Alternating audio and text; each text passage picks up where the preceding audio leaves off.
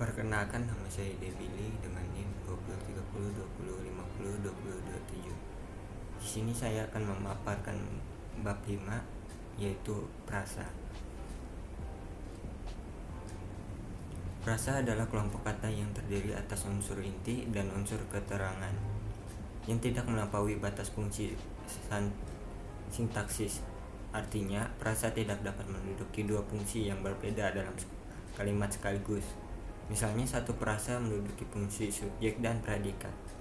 Jika suatu kelompok kata menduduki dua fungsi yang berbeda, atau berarti telah melampaui batas fungsi, kelompok kata disebut kalimat, bukan prasa. Seperti contoh pada berikut.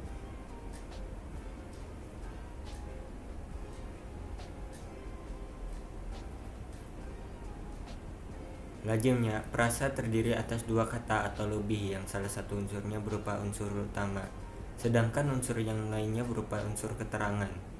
Unsur utama merupakan unsur inti, sedangkan unsur keterangan merupakan unsur tambahan. Unsur tambahan lazim pula disebut atribut atau pawatas.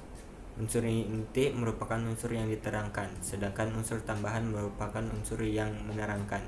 Contohnya seperti berikut.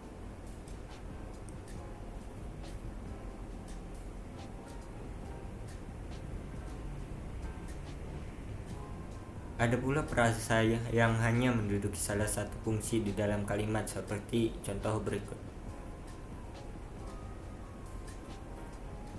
Prasa terdiri atas dua kata atau lebih. Hubungan antara kata yang satu dan yang lainnya adalah hubungan diterangkan yang ditandai dengan D dan menerangkan yang ditandai dengan M, atau sebaliknya. Menerangkan dan diterangkan berdasarkan letak yang diterangkan dan yang menerangkan. Urutan prasa dapat dibedakan menjadi prasa DM dan prasa MD. Urutan DM mensyaratkan bagian yang diterangkan berada di depan atau di sebelah kiri, dan bagian yang menerangkan berada di belakang atau di sebelah kanan. Bagian yang diterangkan merupakan inti, sedangkan bagian yang menerangkan merupakan atribut. Perhatikan beberapa contoh prasa bertipe DM berikut. Berikut ini disajikan beberapa contoh urutan prasa bertipe MD. Dalam urutan prasa MD, unsur inti terletak di sebelah kanan dan unsur keterangan terletak di sebelah kiri, atau atribut mendahului unsur inti. Contohnya seperti berikut. Dari beberapa contoh di atas dapat dikatakan bahwa prasa yang berpola MD pada umumnya berupa prasa verbal atau prasa kelompok kata kerja, dan prasa adjektika atau prasa kelompok kata sifat. Sedangkan prasa nominal cenderung berupa DM. Hal yang penting pula untuk diungkapkan adalah bahwa kata sangat dan paling atau termasuk bentuk cakapannya yaitu banget dan sekali yang berupa adverbia atau kata keterangan biasanya menjadi pewatas atau menjadi penjelas adjektika, bukan menjadi pewatas nomina.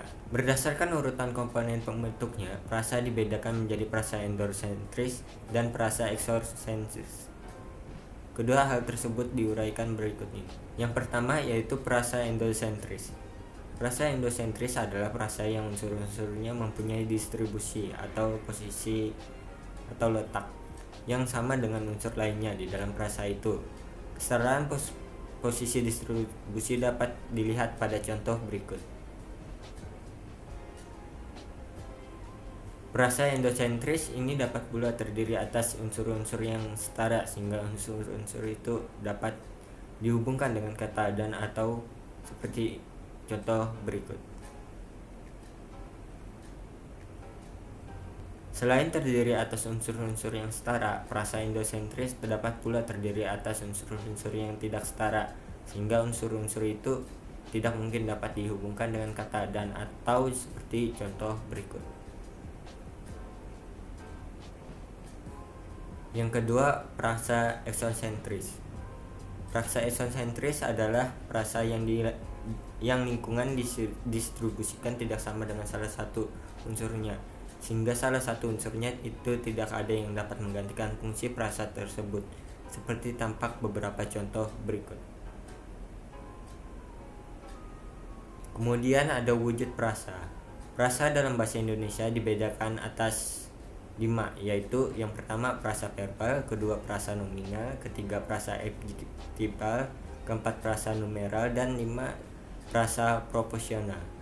Prasa verbal ialah prasa yang berhentikan verba atau kata kerja. Prasa nominal ialah prasa yang berhentikan nomina atau kata benda. Prasa adjektival ialah prasa yang berhentikan adjektika atau kata sifat. Prasa numeral ialah prasa yang berhentikan numerilia atau kata bilangan. Dan prasa profesional merupakan prasa yang berhentikan profesi atau kata depan. Contohnya prasa verbal seperti berikut. Contoh prasa nominal seperti berikut. Contoh prasa adjektival seperti berikut. Contoh prasa numeral seperti berikut.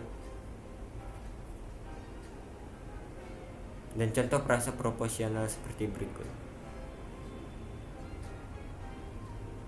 Makna hubungan antar unsur dalam prasa verbal. Yang pertama, hubungan antar unsur dalam prasa verbal dapat mengungkapkan makna penjumlahan atau kumulatif, pemilihan atau alternatif, pengingkaran atau negasi, aspek, keseringan, keinginan, keharusan, kesanggupan, kepastian, kemungkinan, atau tingkat. Seperti contohnya pada berikut. Makna hubungan antar unsur dalam prasa nominal. Hubungan antar unsur dalam prasa nominal dapat mengungkapkan makna penjumlahan, pemilihan, pengingkaran, penjelasan, pembatas, atau ketakriban. Contohnya seperti berikut.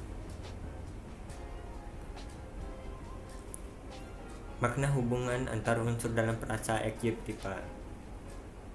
Hubungan antar unsur dalam prasa adjektival dapat mengungkapkan makna penjumlahan, pemilihan, pengingkaran, tingkatan, dan paling.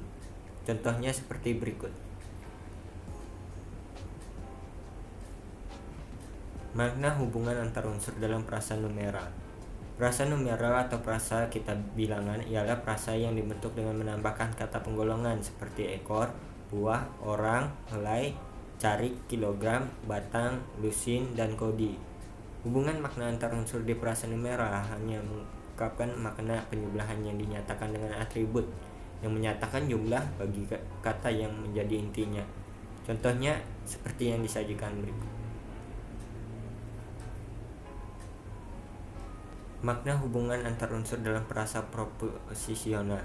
Prasa proposisional ialah prasa yang dibentuk oleh proposi atau kata depan yang diikuti unsur lain yang dapat berupa kata benda, kata sifat, atau kata kerja. Proposisi dalam bahasa Indonesia sangat terbatas jumlahnya, misalnya di, ke, dari, pada, dalam, tentang, oleh, atas, terhadap, untuk, bagi, atau sejak. Hubungan makna antar unsur dalam prasa proposisional dapat mengungkapkan makna keberadaan atau tempat, cara, dan permulaan. Contohnya seperti berikut.